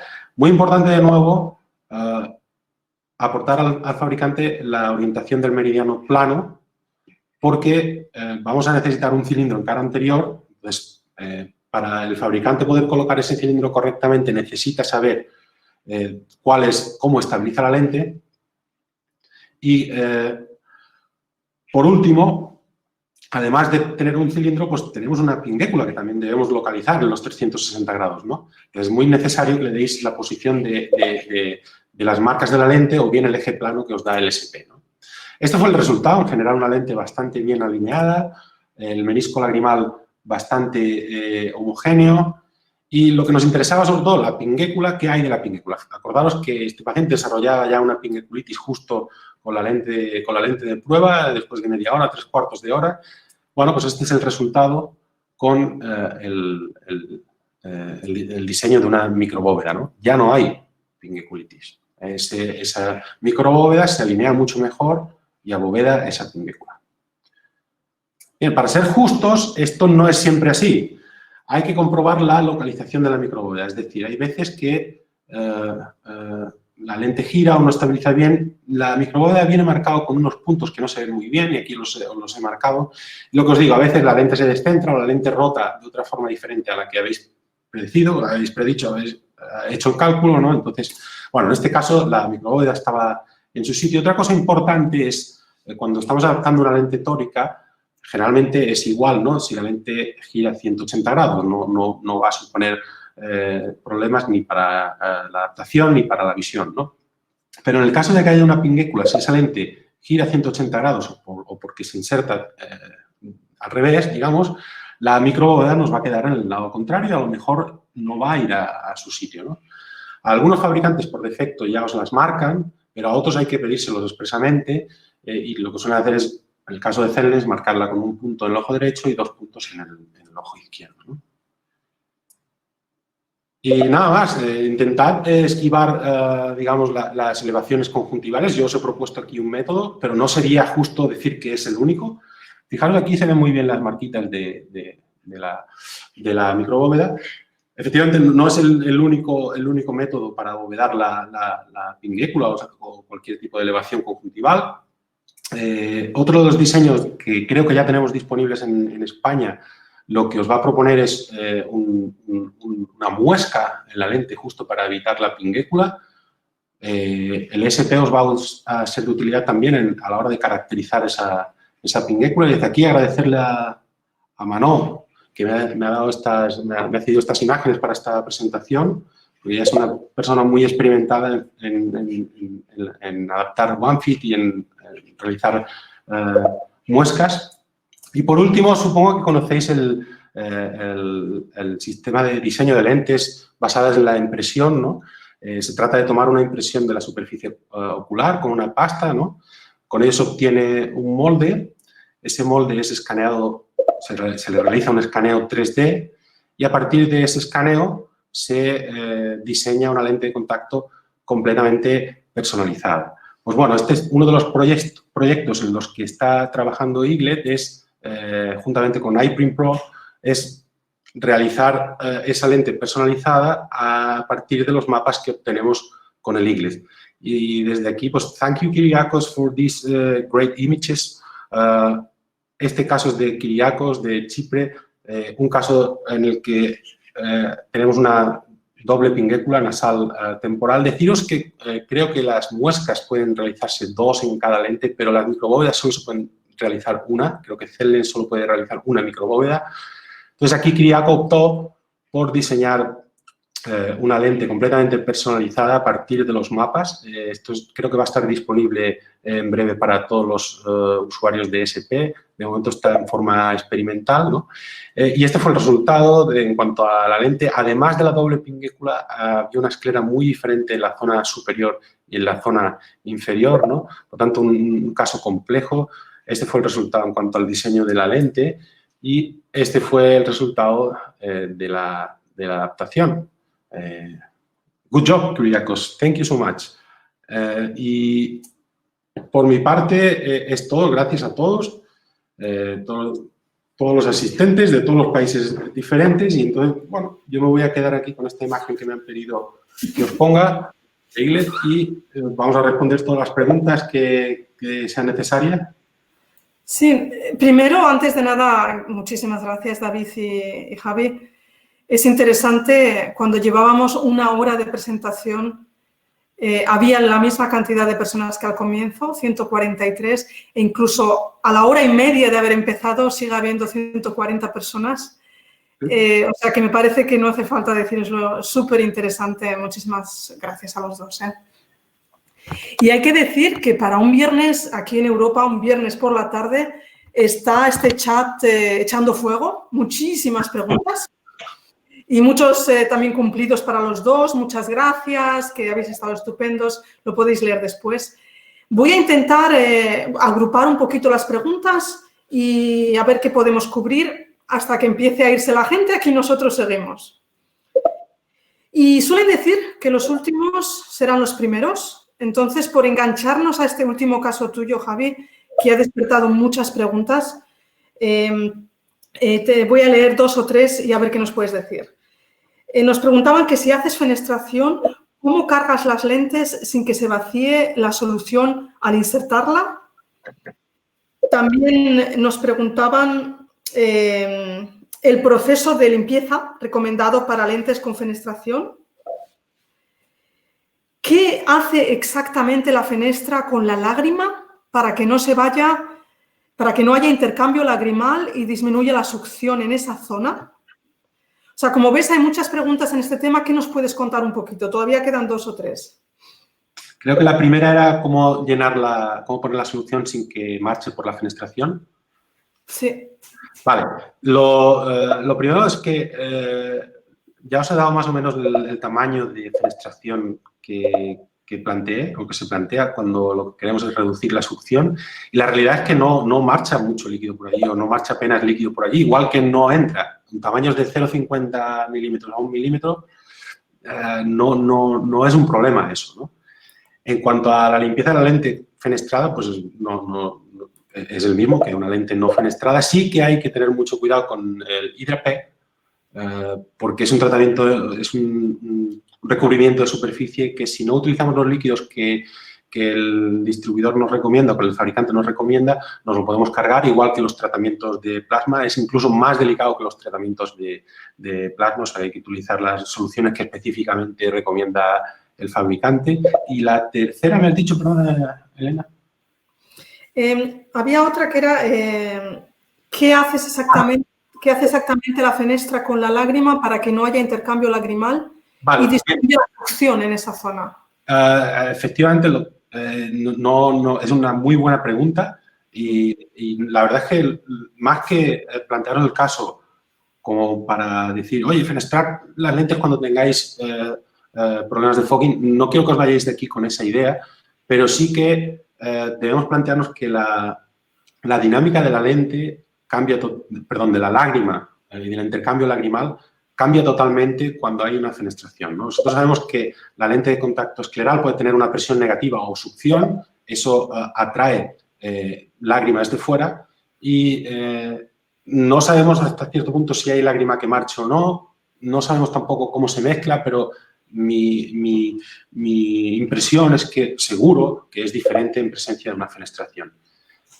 ¿Por qué podría utilizarlo en un caso en el que entra demasiada lágrima? Bueno, pues a lo mejor entraba demasiada lágrima porque había mucha succión, ¿no? La succión en el caso de las lentes esclerales es un problema para muchas cosas. Uno de ellos puede ser el excesivo intercambio lagrimal. Otras veces se desarrollan neovascularizaciones o edemas microquísticos que son mecánicos debido a la succión. Otro de los problemas y que estamos viendo últimamente es el aumento de la presión intraocular durante el porte de lentes de contacto esclerales y que nos tiene un poco preocupados porque no sabemos exactamente lo que pasa, si realmente sube, ¿no? Cuánto sube, pero seguramente suba y sea debido a la succión. David, ¿quieres decir algo? Te veo hacer... Sí, yo no creo que suba la presión intraocular. Eso que se presentó en algún congreso, pienso que tiene que ser validado en un estudio científico y hasta que no lo vea científicamente no me lo creo. Es decir, las pocas pruebas que hemos hecho, nosotros no hemos visto que suba la presión intraocular. Incluso yo tengo pacientes con glaucoma que llevan lente escleral y no tienen ninguna alteración. Yo creo que eso creó mucha alarma y yo creo que existen ahora sistemas para tomar la presión intraocular con la lente escleral puesta y creo que en breve van a salir cosas que van a desmentir esa tendencia. Sí, es cierto que todavía no hay nada en serio, no hay nada sobre la mesa serio, pero sí que es algo que que nos preocupa y que en los congresos se habla y no sabemos bien qué pasa, ni por qué, ni si sube o no. Es cierto, David, no hay todavía nada serio sobre la mesa, pero... No os preocupéis que, en principio, hombre, evidentemente, como tú comentas, si hay succión, evidentemente, claro que va a haber problemas. Y haces muy bien todo lo que has comentado de cómo manejar estos casos con succión y tal. Pero, en principio, es una cosa que alarmó mucho a la gente, sobre todo en Latinoamérica, y es importante decir que eso a día de hoy sigue sin estar 100% demostrado. Evidentemente, os recomiendo que sigáis tomando la tensión auricular en el seguimiento de los pacientes y todo, pero que en breve van a salir cosas, ya veréis. Pues muchas gracias que a los dos. Oye, hablando de con las lentes puestas, había una pregunta muy interesante. ¿Qué resultado tiene el sistema con la lente puesta? ¿Quién se anima a contestar esta? Bueno, comenta. ¿Cuál era? ¿Tú lo has hecho, Javi? El resultado con el ESP, ¿qué resultados tiene el sistema con la lente puesta? El sistema, no entiendo la pregunta. ¿Qué resultado tiene el sistema con Yo te explico, a ver si así lo... quiere decir que si has tomado alguna vez medidas con la lente puesta, con el ESP. No lo he hecho. Yo sí que lo he hecho y está curioso cómo se ve las áreas de flexión de la lente. Puede ser útil para entender exactamente por qué. Porque, bueno, la flexión central la podemos hacer con una simple topografía. Pero bueno, también hay que ir a medio periférica y periférica cómo se produce la flexión de la lente. Se puede hacer. Uh-huh. Bueno, pues ya tengo deberes para cuando acabe la cuarentena. Lo primero que voy a hacer es una medición encima de la lente. Y otra pregunta también muy interesante, ahora que estáis así en esto. Eaglet en comparación con OCT. Eaglus versus OCT. ¿Empiezo yo, David? Empieza tú, que tú tienes los dos. Contesta. Son cosas diferentes. O sea, de hecho, el OCT, mi OCT es un OCT de polo posterior y que en su día lo adquirí para estudiar el polo posterior. Y como habéis visto, la calidad de las imágenes que obtengo del polo anterior no es ni mucho menos la mejor, pero sí que me da mucha más confianza a la hora de decir, bueno, sobre todo cuando estoy adaptando con bóvedas bajas y tal, pues decir, bueno, estoy en 100 o estoy en 150 o estoy en 80, que ya no quiero estar, ¿no? Para hacer, digamos, la medición de la claridad central, pues tremendamente útil el OCT, ¿no? Pero me daba información muy limitada y de ciertas zonas, ¿no? Para adaptar lentes esclerales considero mucho más útil el ESP, pero me da también otro tipo de información, me da información de toda la periferia, ¿no? Entonces, son realmente cosas diferentes. Veo algunas preguntas que hacen curiosas. Sí. Son algunas. No, yo estoy de acuerdo con lo que dice Javi 100%. Es decir, yo creo que son cosas diferentes. Uno es un elemento, el OCT es una técnica de imagen y lo otro es un diseño es un aparato para caracterizar y a partir de ahí tomar decisiones clínicas o contactológicas en la mayor parte de los casos, pero yo creo que ambos son complementarios. Pero hay una pregunta, bueno, ha habido alguno que se ha sorprendido a flexión de la lente, las lentes esclerales flexan y os puedo asegurar que cambia la superficie corneal, la superficie anterior bastante con el porte y especialmente con las horas de porte. Y eso es algo que se puede estudiar y que es interesante. Me preguntan y esto también lo puede contestar Javi, si eliminaríamos el uso del topógrafo corneal con el uso del ESP. Yo no lo eliminaría porque, digamos que hablan lenguajes diferentes. Al menos, si lo elimino para adaptación de lentes esclerales. No sé si la pregunta era eliminarlo para adaptación de lentes esclerales o para adaptación de lente de contacto en general. No, ellos lo que te comentan, entiendo yo, que como el aparato también te proporciona medidas topográficas, te proporciona datos de curvatura, te proporciona un índice de detección del queratocono, etcétera, sí, podría sustituir por completo al ESP para un... Claro, ahí yo creo, fíjate, a ver si estás de acuerdo conmigo, Javi, que la pregunta es un poco envenenada en el sentido de que depende de qué centro o qué finalidad le quieras dar. Si es para adaptar lentes de contacto, hombre, yo creo que el ESP es mucho más completo. Ahora, si es para una clínica oftalmológica, bueno, pues quizás ahí los datos de espesor corneal, de cara posterior, pueden ser necesarios. No lo sé.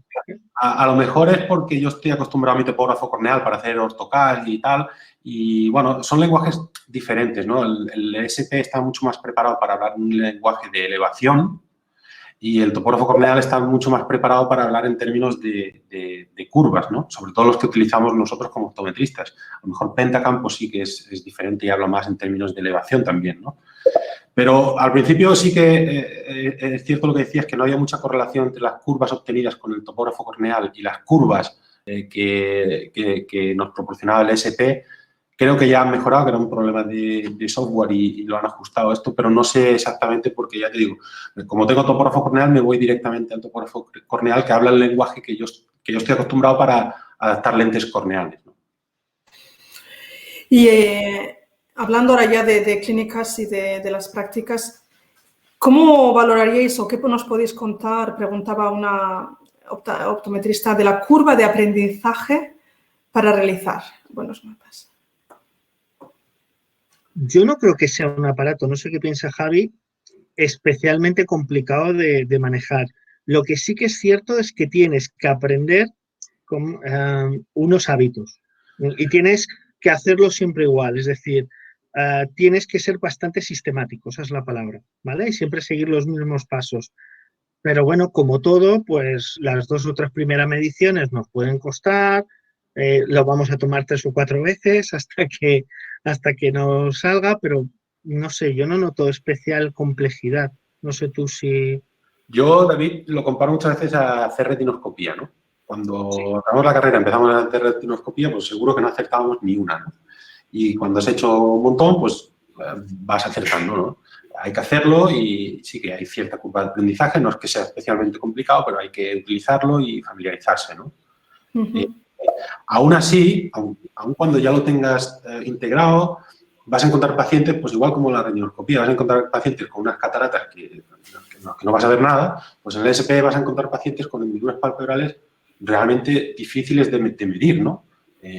Sí que el aparato está preparado para medir 20 milímetros, pero hay pacientes que sencillamente no tienen 20 milímetros de hendidura palpebral, ¿no? Tampoco nos tenéis que frustrar con eso, ¿no? Hay una cosa, si me permites, Elena, que han preguntado antes, porque he estado mirando todas las preguntas que habían hecho, algunas las habéis contestado vosotros sobre la marcha, pero hay una que sí que me interesa, porque este comentario lo he oído alguna vez y me llama mucho la atención, y es, por un lado, el tema de que si los datos de elevación son los mismos que da un disco de plácido. Es que los datos de elevación que da un disco de plácido son menos. Son simulados. Que los que da un perfilómetro o un sistema tipo Pentacam. Es decir, es que no es mejor que los datos de elevación los dé un disco de plácido, porque son simulados, no son datos exactos. Es decir, por eso alguien de vosotros ha contestado que los datos se parecen a los del Pentacam, porque efectivamente lo que se hace es sacar datos de curva de elevación directos. Entonces, no es que sea mejor. Y luego otra cosa que ha preguntado sobre la repetibilidad. Eso es una pregunta que me hacen mucho y si me permites, he aprovechado mientras Javi habla, yo es que hago 6 cosas a la vez, he sacado algunos datos de algunos artículos para que veáis un poco, nosotros estamos acabando un estudio que también vamos a sacar en breve, pero no lo tengo aquí los datos, pero por ejemplo se hablaba de un coeficiente de variación para la medida del radio escleral del 0,4% en uno de los estudios, se hablaba de menos de 10 micras de root mean square en cuanto a elevaciones para áreas menores de 8 milímetros y para áreas hasta 16 milímetros menores de 40 micras. Por lo tanto, la repetibilidad está probada que es buena. Es una duda que pregunta mucha gente y que ese no es el problema si haces bien la medida. Es que si no la haces bien, el aparato te va a indicar que no está bien hecha. Quiero decir, te saldrá que está mal y te saldrá que no ha tomado la medida o te saldrá que faltan puntos. Es decir, que realmente eso no debe ser una duda, en mi opinión. ¿Puedo añadir algo al tema de los discos de Plácido? Efectivamente, estoy de acuerdo contigo en que la topografía basada en discos de Plácido, los datos de elevación que te da son simulados, pero además, si esa elevación es corneal, en una cuerda dentro del diámetro de la córnea, pues bueno, está simulando, pero es que si es más allá de la córnea, directamente se los está inventando. Porque sabemos que una de las cosas, tú has dicho que la altura sagital del ojo efectivamente depende del radio de curvatura, por supuesto del diámetro corneal, de la excentricidad, pero si además la cuerda es más allá de la córnea, depende del ángulo corneoescleral, de la inclinación de ese ángulo corneoescleral. Totalmente, eso es. Todo que varía 1 grado o menos ese ángulo corneoescleral, la altura sagital varía enormemente, ¿no? Entonces es otro factor que el topógrafo corneal o el topógrafo basado en discos de Plácido está obviando. Exacto. La verdad es que, por desgracia, sí que ahora poco a poco tenemos que cortar, pero me voy a permitir el lujo, sin haber preguntado a nadie, de dejar así en el aire, en estos tiempos donde estamos probando tantas cosas nuevas y reinventándonos, que a lo mejor deberíamos repetir esto, que a lo mejor esta plataforma hispanohablante, bueno, tiene muchísimo potencial, porque me han quedado un montón de preguntas y las discusiones son buenísimas. Así que, bueno, ya hablaremos con vosotros la semana que viene, David y Javi.